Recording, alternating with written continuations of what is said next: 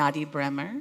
I imagine some of you know her in name, even if you haven't had a chance to see her speak before or you know her work. Nadieh is a data visualization artist that once graduated as an astronomer. She started working as a data scientist before finding her true passion in the visualization of data around 2014 or 2015.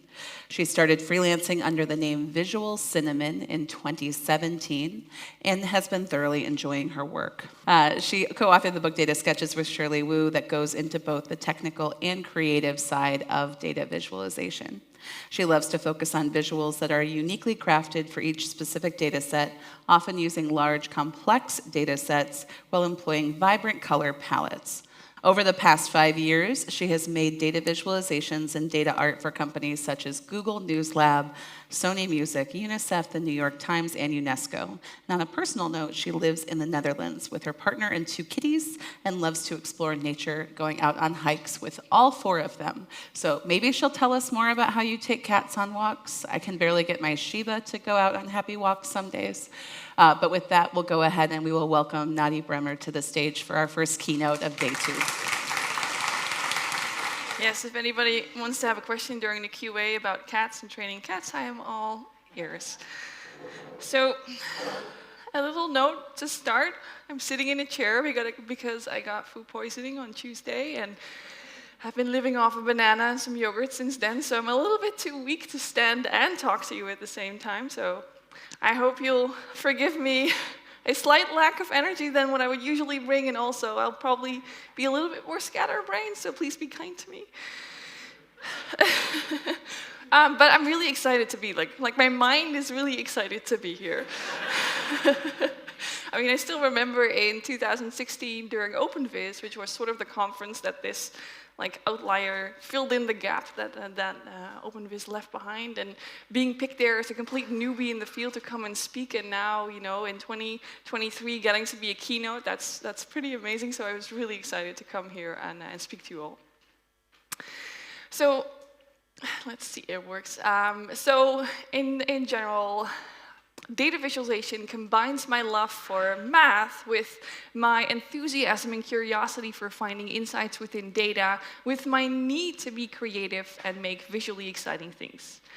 But once, as an astronomer turned data scientist, I only saw data visualization as a small subset of my required skills.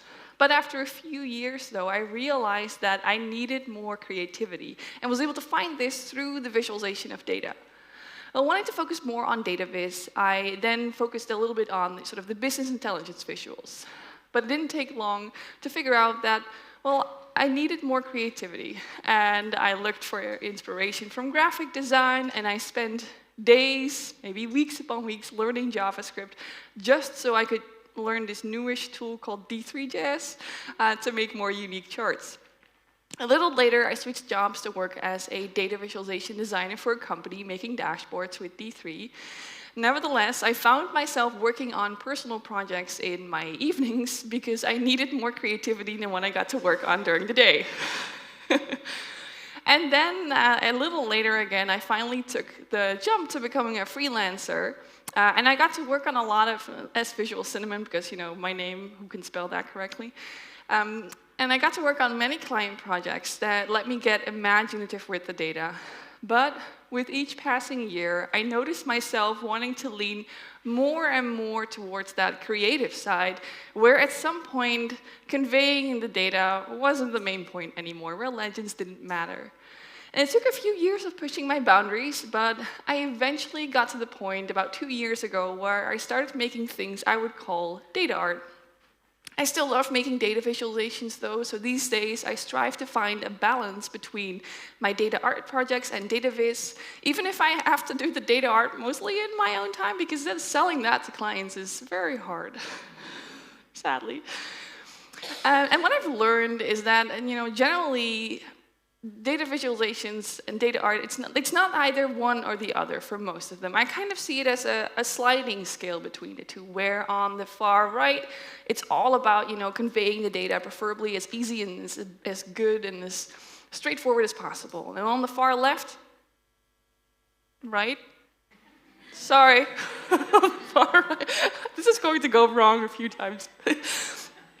On the far right, it's all about evoking emotion, and for me, creating something visually exciting. And somewhere in the middle, you could still have a visual that is telling a story clearly about data, but there's also been a real focus on the visual design and really making it custom to that data set and story. And I've, in the past sort of 10-ish years that I've been doing data viz, I've worked across sort of all points along this scale. And during this talk, I'd like to share my tips on how I like to move across this scale. And there'll be 9 tips in total. The first 3, we're staying a little bit closer to the data viz side. We're thinking about charts still, maybe even letting go of chart forms. And the 3 in the middle, we're getting sort of my very specific but favorite tips on how to add more creativity, more context. And then the final 3 really focus on data art. And we're going to start off a little bit towards the right of the pure, no-frills, easy-to-interpret data viz. Because with each project that I work on, I like to make it very custom to that data set, even if I don't have much data to work with, or the data should still be very easily interpretable. So I like to add something that makes an audience stop and look. And for this, I like to use the topic and data for inspiration on how to give a more straightforward chart something unique. So the one chart form that I've probably visualized the most ever in my life is a bar chart. And the one chart form that I've probably visualized the least in my final data visualizations is a pie chart, actually. But a bar chart isn't far behind. And that's not to say that bar charts aren't good. They're pretty amazing. They make it really easy to read off your data. It's more that I tend to work with bigger data sets these days, but when there is a need for a more straightforward visual, and it is the primary chart, I try to just make it a little bit more. There's not one specific way to figure out what that more is, but I like to use the data and the topic to guide me. For example, this visual is probably the closest that I've ever gotten to creating a bar chart as a final standalone visual. And what you're seeing here is the total and new number of employees from several different offices of my client. And I thought, well, we're talking about people here, a relatively manageable number of people. So I just wanted everybody to have their own mark. And so I made something that can be read as a stacked bar chart, but where each person is present in a way. Just this slight change to what otherwise would have been just a stacked bar chart. And as another example of stacked bar charts, these are all stacked bar charts, but curved inside the circles. And what you see here is the number of gold medal winners in the Summer Olympic Games since the very first games in 1896. And within each circle are these sort of curved stacked bar charts. I was initially inspired by a peacock feather, but I quickly realized that I wanted to use the 5 rings of the Olympic symbol because it's so iconic and recognizable. And so that's how the bar charts came to life within the circles. And as another example, here is one of the final frames in an animation about the growth of solar panels in Switzerland. And the client wanted to add a few extra bits of information as context to the main map. And line charts made the most sense for these data sets, so I I programmed a few of the line charts, in the most simple way. But then when I saw them, I noticed that they just didn't go well together with the highly detailed map on the left. So I had to change that. And I thought, well, they kind of reminded me of mountains, the line charts, and this being a map of Switzerland, I decided to use that. So I took the same design style of the main map and also added contour lines behind each of the line charts using the areas around 3 famous Swiss mountains.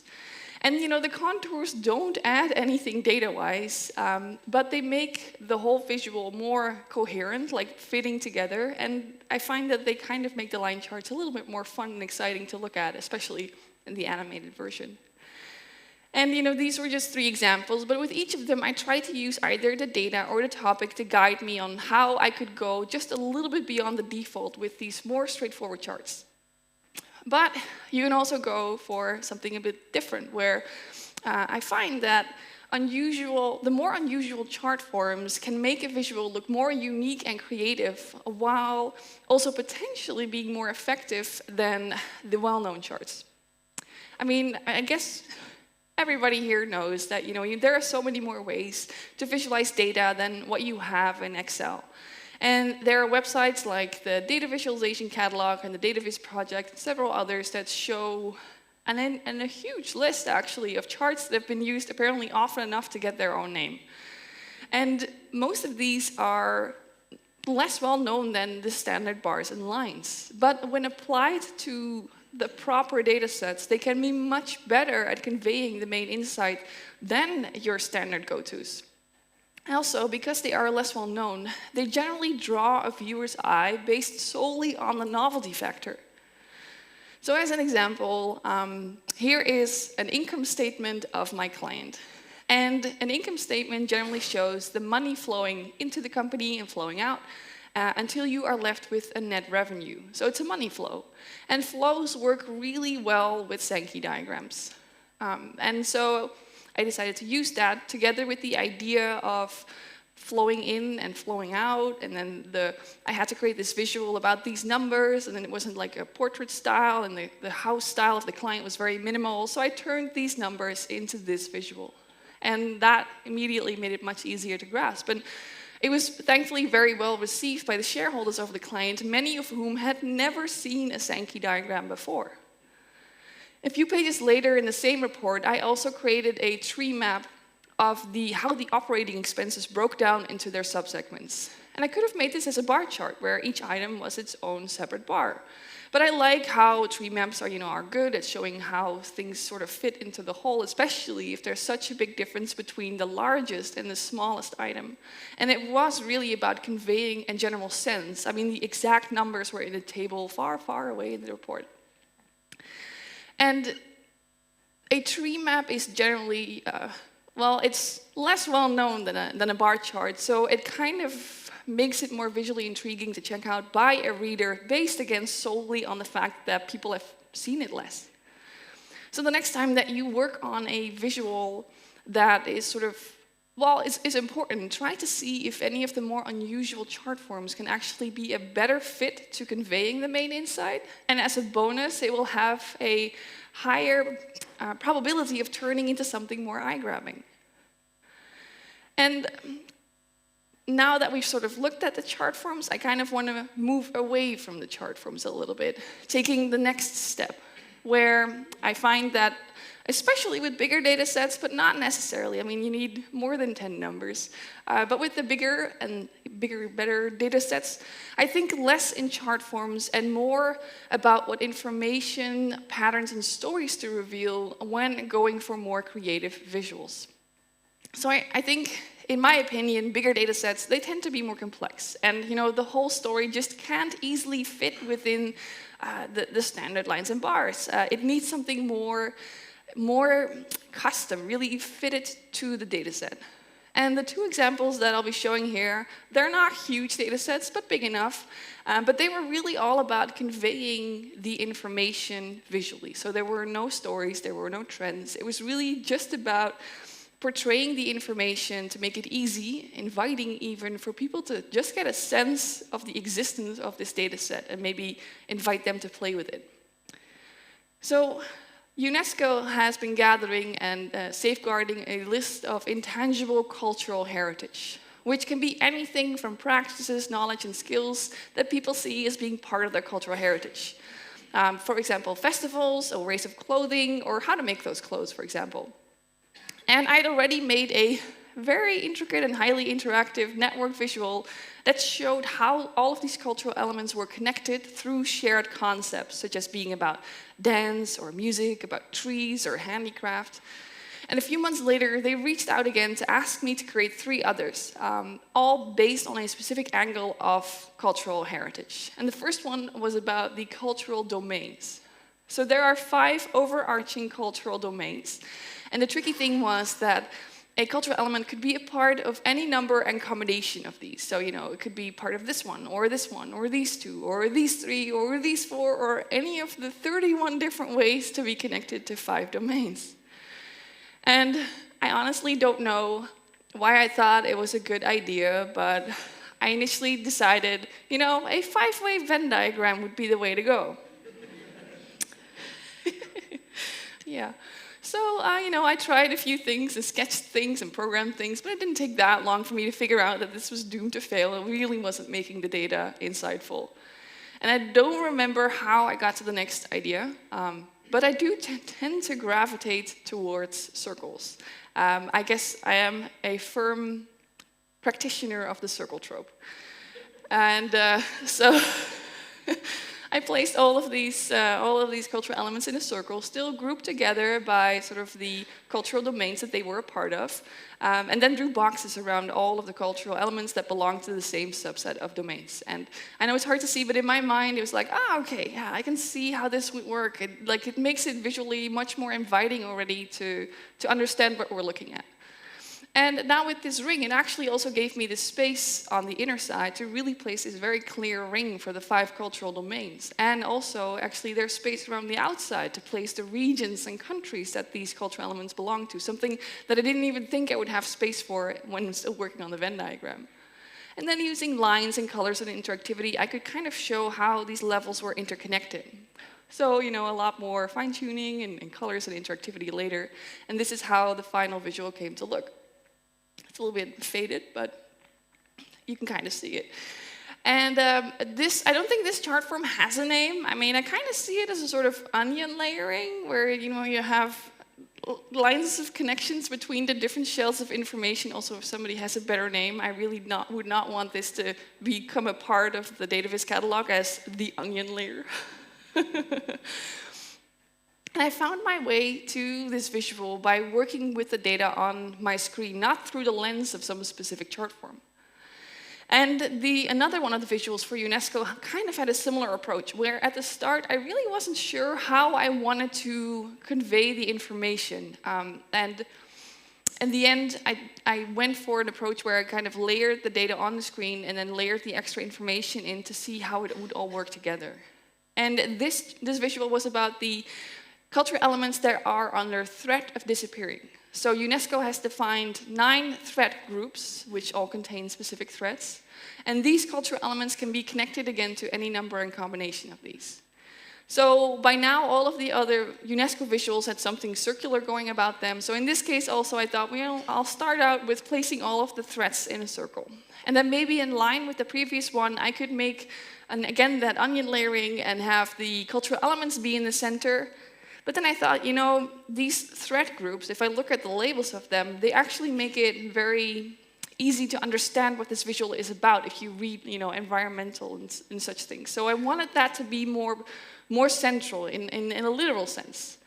So instead I thought, well, I'll move all of the threats down, and then all of the threats themselves, or the cultural elements down, and the threats up, and then I would have space in the center to really place the threat groups. And then in line with the previous project, I would use lines to connect these different levels of information. I did have to wrangle my code quite a bit to get more finesse in the line shapes, how I wanted them to look. But again, with some more fine-tuning and that interactivity, I managed to get there. So that doesn't mean, though, that I can't end up with something that is a known chart form. I have that often enough, where I didn't set out to create a certain chart, but the final visual is very similar to an existing form anyway. But it's a difference in mindset, I find, where I try to work with the data and the information and insights to find a visual form that fitted it, instead of starting with the idea of a chart form and trying to weave my data into it. All right, so now we're headed towards the middle 3, where it's very specific tips on how I like to add more creativity and add more context. And one of my favorites is actually, let's see. For more creative potential, I don't show just the aggregated numbers. Instead, I like to visualize the data's lowest level of detail and then reveal aggregations visually. So part of why I don't like to aggregate numbers, I think, is because of the scientist in me. I have a hard time doing anything short, like my blog posts are usually very, very, very long. And I mean, this talk actually is an hour, but I had to take some stuff out because, I only have so much time. And you know, when I hear the words average and on average, I feel like I'm getting a more narrow sense of the story. I want to know how the full distribution look. I want to have more context. And so when I'm visualizing data myself, I like to give people that context as well. I strive to visualize the main insights, but I like to give people a deeper level of understanding if they're truly interested. And I got to work on a set of visuals that were about the so-called highly hazardous pesticides that are still being sold today. So, and I could have sort of made that visual look like this, where you can see for several different crops, the sort of like how much is being sold and what percentage of the pesticides being sold in red is harmful, which is closer than or higher, well, close to or higher than 50% for most of them. But I actually had the data per pesticide. So the visual actually looks like this. And the brightly colored harmful pesticides versus the gray non-harmful ones still make it really easy to see that, you know, the brightly colored section is larger than you'd like.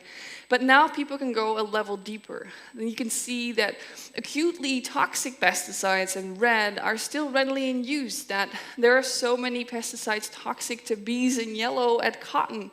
And that some of them are harmful to nature and bees and humans altogether. And so besides giving sort of that extra level of context data-wise, by showing the data in its lowest level of detail, I also find that it creates more visual diversity, more for the eyes to wander over and be intrigued by, more to make it visually appealing. And one thing I want to point out, which is very hard to see on the screen I see now, but the gray pesticides aren't all exactly the same gray. So I added some randomness to the opacity of each of the gray pesticides, again to create that little bit of visual diversity instead of making it all the same gray blob. And yeah, so I'll get back into how using randomness can be a great tool for adding more creativity, especially for data art. And I was also asked to create a piece about the number of active satellites still in space for an article on possible space wars for the Scientific American. So they generally wanted to know, you know, who owns the satellites and in what orbital regions can they be found. So some sort of, you know, tree map or Marimekko-like chart like this could have worked, but I had the data per satellite. And so, you know, with about 3,000 active satellites at the time and having 2 pages for the full visual, that was more than enough space to visualize each satellite separately as a circle. And by having each satellite visible, I could point out interesting ones like the Hubble Space Telescope or the 2 Cosmos satellites in the Russian column that were specifically mentioned in the story. So again, by giving the reader the chance to have this deeper layer of context, it also, again, all of these circles create more visual diversity for the eyes to kind of be intrigued by and want to investigate what this visual is showing. And this actually also ties in nicely with my next tip, which is that another way I like to increase the creative potential is to add more variables than are needed to tell the main story. So I like to look at all of the variables that I have in my data, even if I can make the main point clear with only 2 of them. I like to subtly use and weave in the other variables to make the visual more kind of appealing to look at, but again also to add more context to the data. And it's important here to then realize that you have to think about what is interesting metadata, what are interesting variables to add. It has to have some sort of connection to the inside or give more information about each data point visible.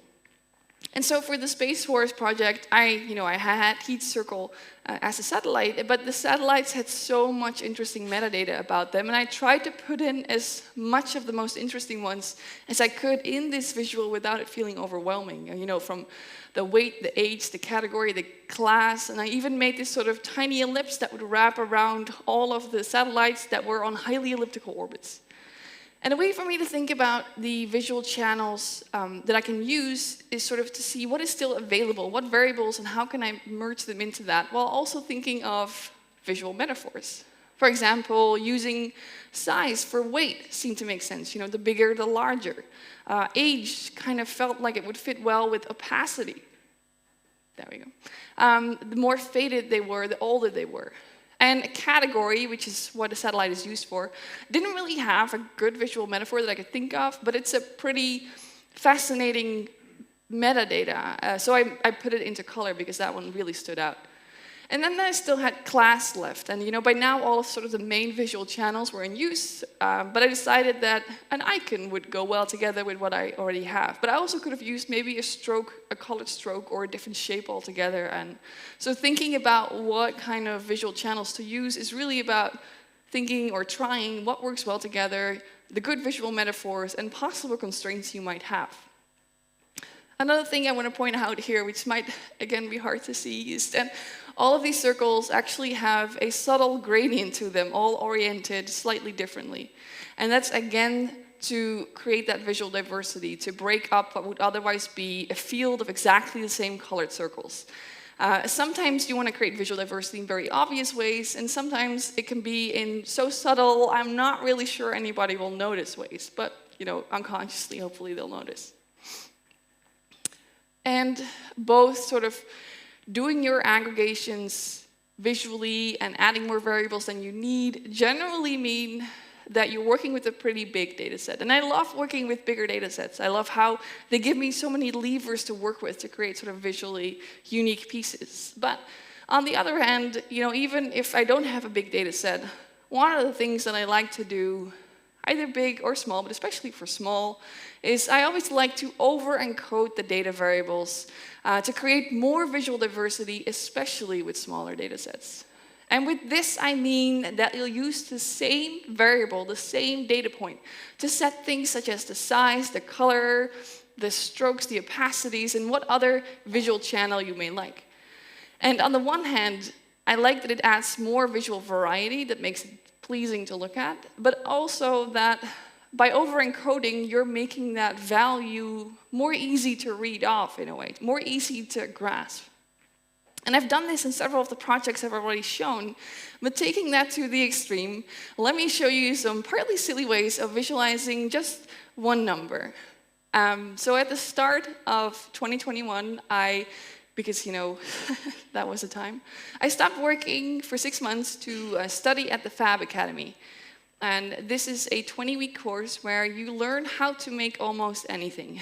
And I learned how to design for and work with laser cutters and CNC machines and 3D printers, and design and create my own electronics. And during one of the weeks, the assignment was to visualize a value that you got back from one of your electronic boards. And I remembered, well, on my very first board that I created, which was about that big, there was a tiny photo transistor, which was about that big.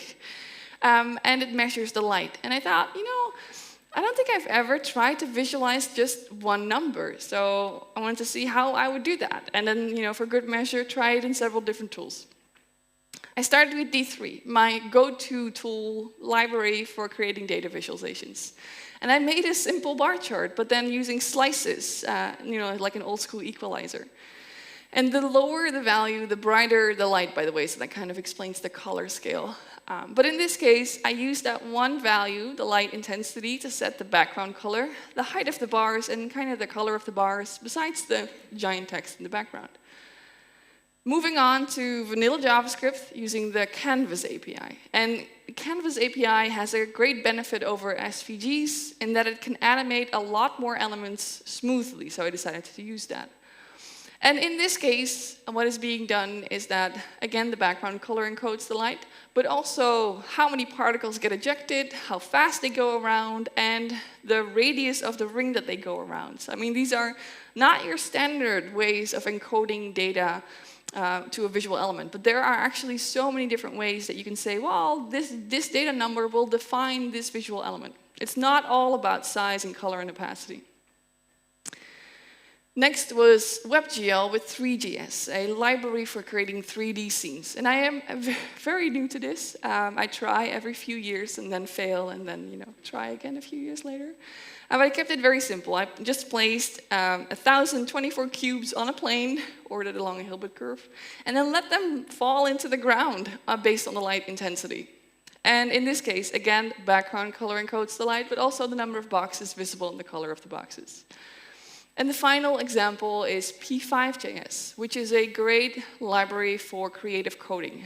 I've also not used this very often, but in my mind it's always connected to the fabulous noise function, which you can use to create these really cool flow fields, which this is really just a very crude example. But in this case, it draws thousands of circles every second, and the color of the circles, the size of the circles, and I think the speed at which they're sort of drawn or move is all dependent on the light. And I think for these examples, by using that one value to encode several different visual aspects, it just made it a lot more visually nice, interesting, appealing to look at than if I'd only used the light intensity to set either the background color or the height of the bars or the number of particles that get ejected. And I know that these were some non-serious examples, but I hope it has shown you that how easy it can be to over-encode variables, even just using one number. And like I said, size, opacity, and thickness, these are some of the more standard ways of encoding your variables, but there are so many different sort of visual ways that you can go from data to some sort of visual element. And the more that you use those, more that you weave in, I find the more interesting a visual gets. So if you're interested in more about my Fab Academy journey, I had to create a write-up of each week. You can find links to this on my website. I can highly recommend the Fab Academy also to anybody who's like interested in fabrication. They're like academies all over the world. And now we're getting to the point where all of the projects that are coming now fall squarely in what I would call data art. And one thing that I've noticed is that I am even more guided by the topic of the data when creating data art to find the overall design. So all the way at the start, I said already that I find inspiration from the data and the topic to when I work on a visual. But when my mind is set on data art, when conveying the exact numbers or trends doesn't matter anymore, when chart forms don't necessarily make sense, it seems that what the data is about becomes a real focus for me. And I was playing with this data set about the average number of trees per square kilometer for countries in the world. And I thought, you know, that kind of made me think about the element of Earth. And then I figured, you know, what if I kind of see the annual rainfall and the hours of sunshine and the air quality as data sets for the elements of water and fire and air. And so an idea started to form in my head where I wanted to create a small collection that represented these elements. And I would hide the data on the canvas and then let the data become visible through the negative space it left behind as I drew something around it. And preferably that something would all stem from the same underlying algorithm, but then adjusted to suit each element visually.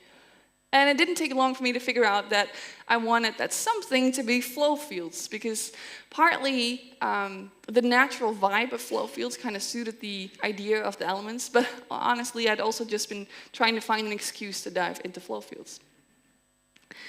And I started with Earth, and I thought, well, I actually want to create these sort of tree roots or branches growing outward from the center, and then growing around the hidden data.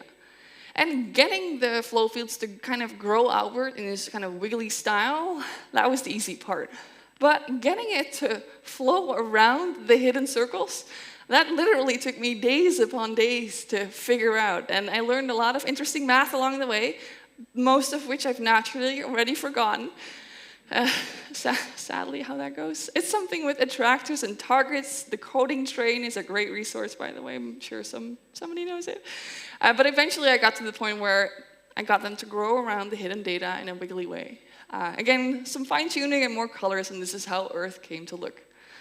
And with this, thankfully, the heavy lifting of that underlying algorithm was mostly done, and sort of the visual style of this piece gave me some sort of handhold on how I wanted to look at the other elements, but each element still took its sweet time to sort of fully figure out. For example, I wanted water to look more flowy and rounded and look like a whirlpool. And I thought for fire, well, I wanted to have these sort of rays radiating out from the sun, giving this sense of blistering heat. But once they got to the hidden data, they would be reflected off of anything until they sort of disappeared from the canvas. And then for air, that I could adjust the math of the flow field just a little, and then they turned into vortices that looked great for turning into cloud-like wisps of air. And pretty early on, I also felt that, in Western societies these days, I feel like there's a fifth element that we cannot live without anymore. And so I also made a fifth piece on digital. And in this case, the lines are only allowed to move in 45-degree angles, inspired by the binary approach of computers. And talking about, taking inspiration from your topic, I couldn't have gotten more literal than this, where the visual design basically was the topic of my data. And as another quick example, I was asked to create a piece for an exhibition on culture. And I blame the astronomer in me, but I had to think about, what about human culture? How do what defines human culture as a whole? If an alien civilization were to come by, how would they see us as a whole? And again, sort of a thought process and the Drake equation and whatnot, but I eventually knew that I wanted to visualize all 5,000 plus exoplanets that have been discovered so far, which are planets outside of our solar system. And I wanted to use or visualize these as a kind of spiral galaxy going around. So I placed us, Earth, in the center, and then each of the lines around it is one exoplanet. And data from the exoplanet is mapped to every visual aspect that you see here: the color, the thickness, the length, the dotted dots or not, the shadow. For example, the lines getting closest to the center, Earth, we see ourselves as the center of everything, are the exoplanets that were discovered the first. And I took inspiration from the 90s for the color palettes and this sort of shadow and drop shadow and stroke effect, because the first exoplanets were discovered in the 90s. And I don't expect anybody to get any kind of insight about exoplanets from this visual. Instead, I wanted to create this sort of infinitely slowly moving piece where you can kind of just stare into the center and wonder about that initial question: what defines human culture as a whole? So both of these examples kind of used that sort of inspiration from the data and the topic to find the visual design. And on the one hand, I like how this gives me a little bit of a constraint. I don't know how it is for you, but I kind of don't enjoy swimming in the endless ocean of possibilities. So I like that piece of constraint. But I also connect more easily to a data art piece if there is some sort of link between the data and the visual design. And I've seen data art pieces that have, as far as I can see, no link between that. So that's possibly also just, personal preference of mine, but that's how I see it. And both of these pieces had a high usage of randomness. And I find that the more that I move towards data art, the more randomness I add into the mix to broaden the space of visual possibilities. So using randomness on the one hand can add more variety in case that your data set cannot deliver this, for example. But I also like how randomness creates visual diversity and how it can also create surprises for you as a designer that you can maybe build upon.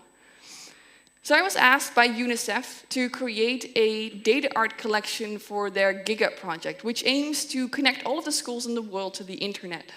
And by the time that I got into the mix, they knew for roughly 300,000 schools in the world if they were connected to the internet or not, mostly focused on developing countries. And this being a data set about schools and children, I knew that I wanted the design to have this sort of childlike sense of wonder and be universal, because this was all over the world. And from that concept, that brought me to this sort of final idea where I wanted to visualize all of I basically wanted to create tiny kingdoms with the schools, where each school would be a tiny decorated square and they would stack together to form these kingdoms, these cities. But there would be a divide, a digital divide, where the schools already connected to the internet would form this bustling, vibrant city at the top with complex decorations, and the schools not yet connected to the internet would form this sort of hidden, upside-down kingdom with more muted colors and simple decorations only. And so how are data rules and randomness working together? Well, I had to create 8,000 unique and interesting pieces for this collection, which, I mean, that's quite a feat.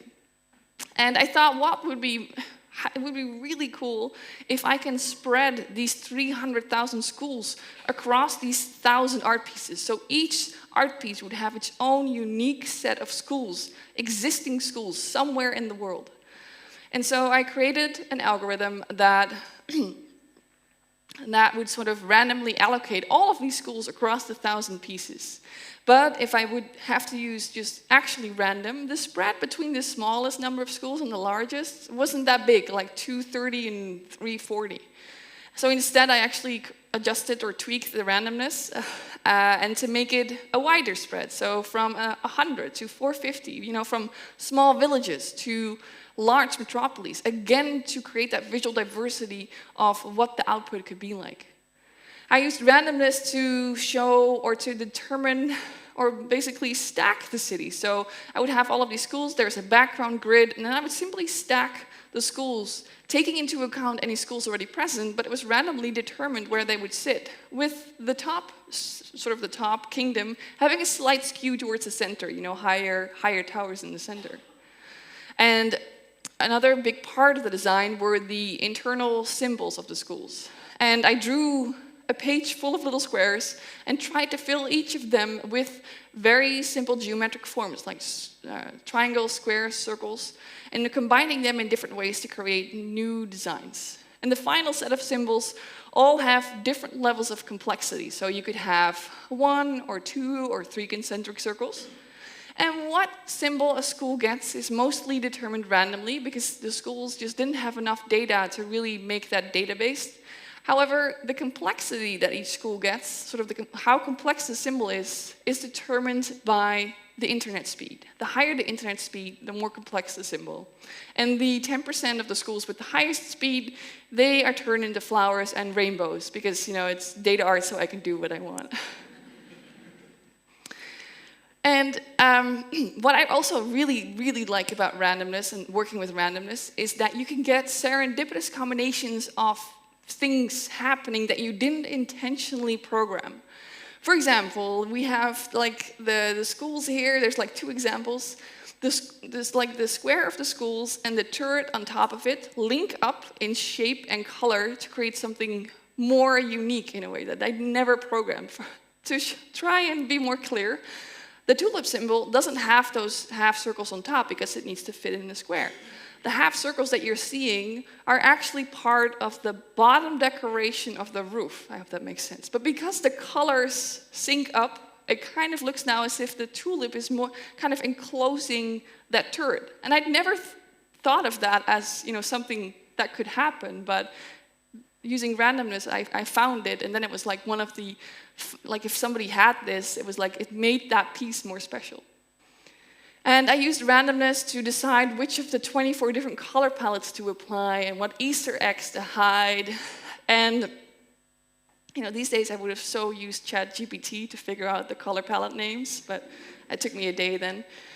And I created this sort of, which it's a little bit hard to see, but there's this very subtle sort of height line, like inspired contour lines in the background of these pieces.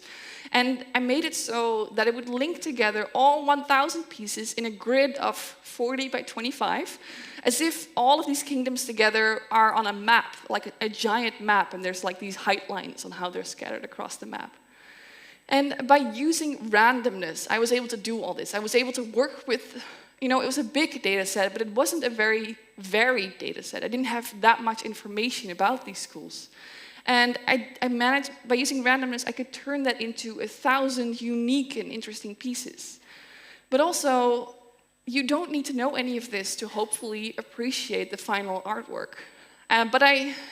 But creating something where you don't need to know anything, but where hopefully you get a greater appreciation for the project if you know about the underlying ways that data, and these are actual schools that you're looking at. That was a reason that I really went for this sort of highly data art approach instead of trying to make it more data viz. If you want to know more about this project, I have a giant, again, design blog post on my website, by the way. And, you know, once you've kind of fully embraced creating data art, it's only a small hop away. Well, I guess specifically made through programming, though. That's getting a bit important now. But it's only a small hop away to generative art. And I first discovered my sort of appreciation and eventually love for abstract and generative art when I started focusing more on data viz and became active on Twitter and noticed generative artists on Twitter. And I see gen art as a collaboration between the artist as the programmer and the computer. So the artist writes the programs and the algorithms and determines where to add the randomness, and then the computer executes the code, actually determines the random numbers, and creates the visual output. The artist generally knows what style you'll get, but it's impossible to know what exactly will come out, because it's not hard to have millions upon millions of possible outputs just by adding randomness in a few different places. And I really love that. I love that surprise where every time you reload the page, you're looking at something completely new. And especially if what you're getting is something that you didn't even know was possible in your code, where it was better than what you were trying to go for. And I've had that in a few occasions, and one of them grew into an entire sort of tangent project because that was much better than what I was actually trying to program. And I see generative art like data art, but where instead of using data, you use randomness for every part of the visual aspect, basically. And you know, sometimes I love data art, data viz and everything, but sometimes I just don't want to have to think about finding a data story to tell, finding and gathering a data set, adding legends, and so on. And sorry. So I still really love data viz. But also sometimes I kind of want to play with visual forms that don't really work to visualize data with. So over the past 2-ish years, while I was also investigating data art, I've also been playing with purely generative art. And I've noticed that, you know, playing with these visual forms, it actually is bleeding back into my data viz designs, but in more subtle ways. For example, this might be hard to see, but it's okay. Like the sort of gradient dotting technique that I kind of learned how to make for this obscured piece, I used that in this piece on the tallest skyscrapers in the world. It's maybe a little bit hard to see, but this will be appearing in the 3rd issue of Nightingale, so sneak peek there, but you can see it more there if you want to. You should get that Nightingale, by the way. I believe they're selling it like number 1 and 2 outside, so. So that was just, you know, a quick sidestep to show you the world of generative art a little bit if you didn't know about how it existed, and that it's actually, you know, in my opinion, pretty close to data viz and data art. So with everything that I've shown, and I hope it wasn't too much, I've noticed that I can kind of distill it all down into one overarching lesson, a personal data viz motto perhaps, and that is to create visual diversity. In a well-informed and visually pleasing manner, that is. I mean, it's not just anything, just a little bit of thought behind it. And it doesn't matter where on the scale between data viz and data art you might be to use this lesson. I mean, going for more unusual chart forms, over-encoding your variables, or adding more metadata than you need to tell the main story, or using larger, smaller data sets and revealing aggregations visually and embracing the power of adding some randomness to your visuals. And I hope that some of these tips will be helpful to you the next time you want to go for a more creative visual. And again, these are all tips that were very much based on visuals and data art that stay on the screen, not like the amazing work that Shirley showed yesterday, like the physical stuff. My data art stays on the 2D screen for now. And If you want to follow me, I'm on Twitter and Instagram. But if you truly want to stay up to date to what I'm doing, I would suggest signing up to my newsletter, because it's kind of basically a given to miss announcements on social media these days. And finally, thank you very much for your attention.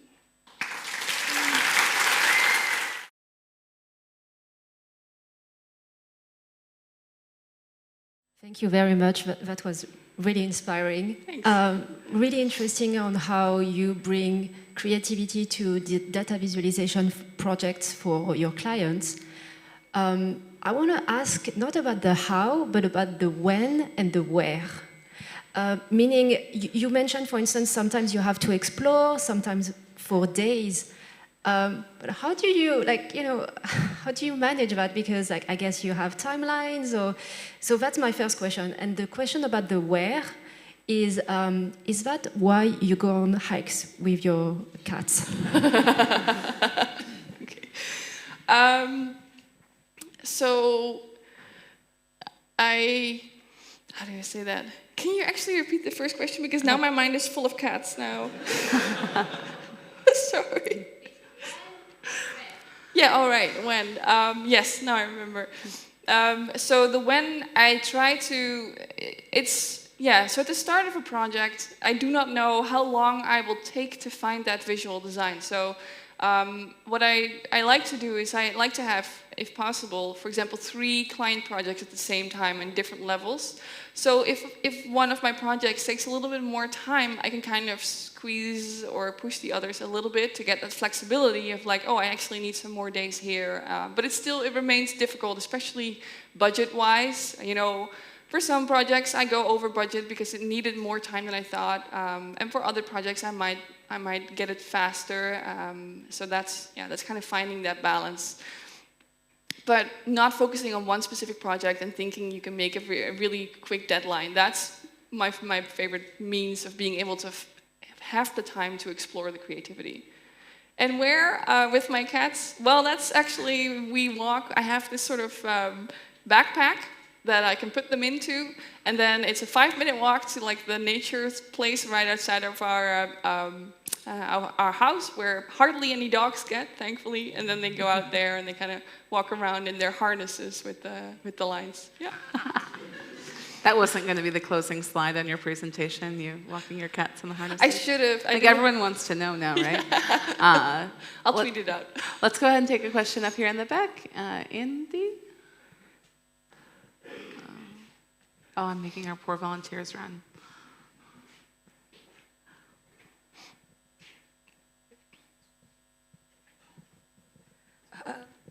Hi, I'm a big fan of your work from very early stage. So my question is, I can see at the previous work, you're great at using the interactivity for user to explore the data, but you switch to the data arts later, and you kind of, I'm not sure if you choose to get rid of interaction or the visual format not allow you to adding any interaction.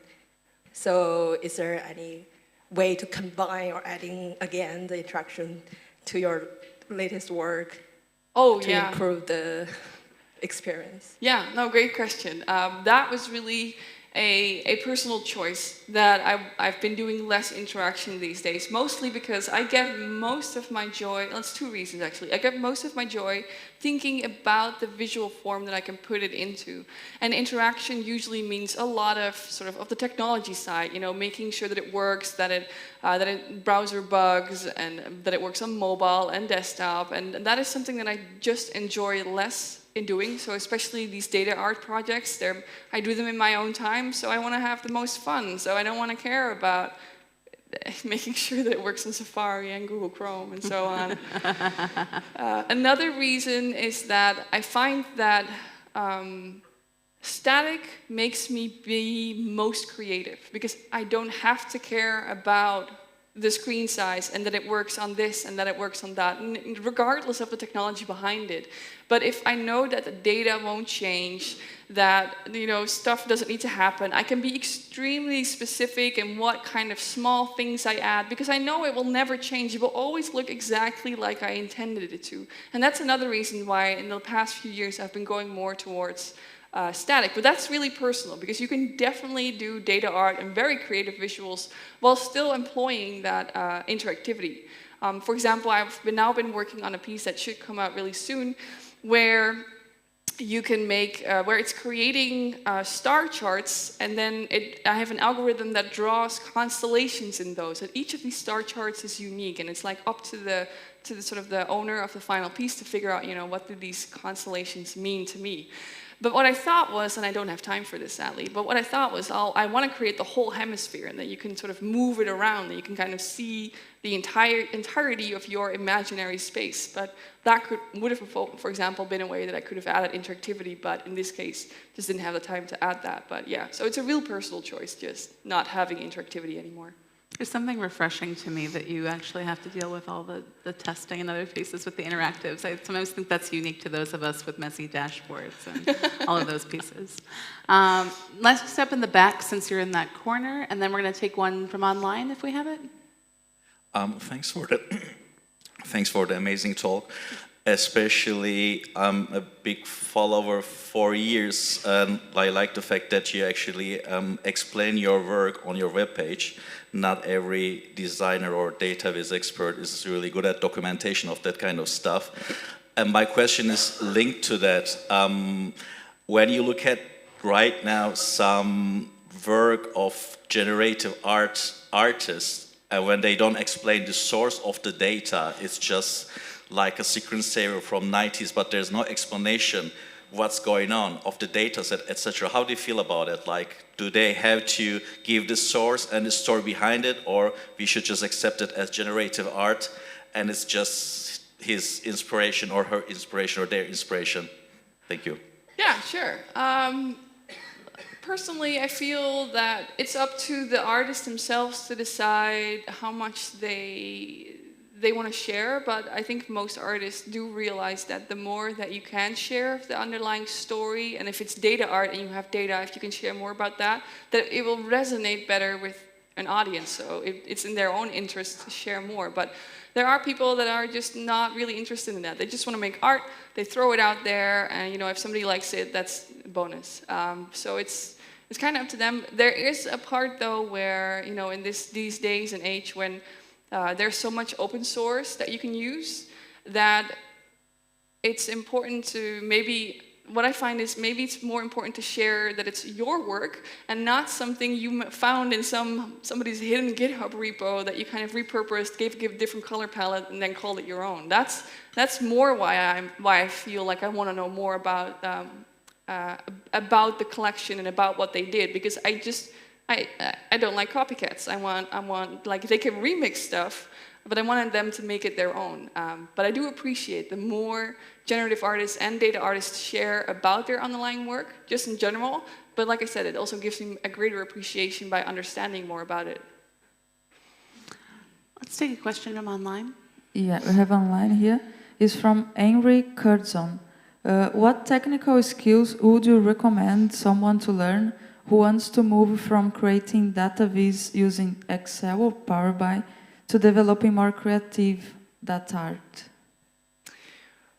Well, I think you can go several different directions there.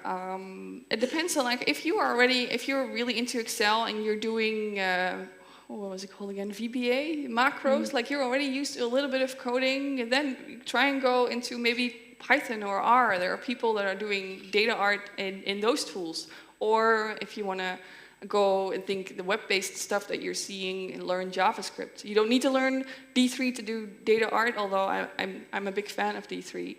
But if you don't want to program, there are ways to be creative using Adobe Illustrator or any other vector program. I mean, you have to work from Sonja Kuipers and I'm going to butcher her name, Frederica Fragapan. I apologize. I think that's right. Yeah, so they don't program, but they make really, really lovely data art and very creative things. So it's kind of like what fits you the best, and try and look at what people are doing, and you know who you resonate with, and then what tools they use, and then maybe you can see, no, you know, maybe this will fit me too in terms of what I like to work with, programming or not. So. Yes, up here in the front.